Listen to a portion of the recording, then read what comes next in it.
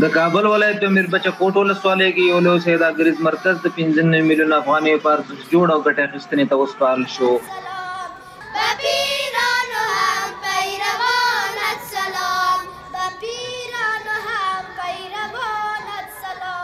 به خاطر رونق بازار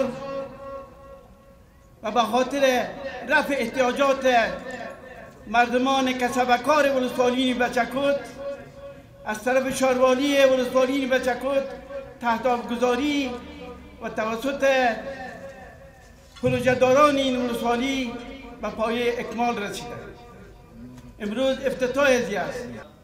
و فال نیک از برای رشد و ترقی در سطح کشور خود و خصوصا در سطح کودامن می‌دانم.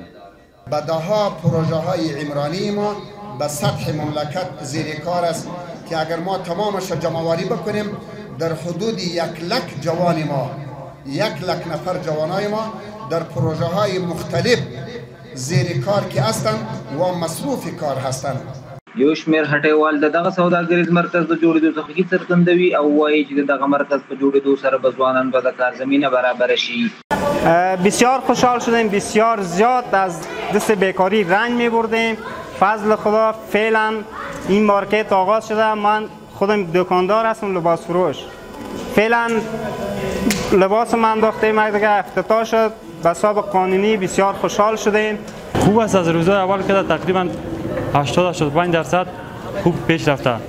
دیگه کسی دکانداران که بالا و همش فعال شده، خوش هستن از دکانداری خود، از کاروبار خود، همش خوش هستن.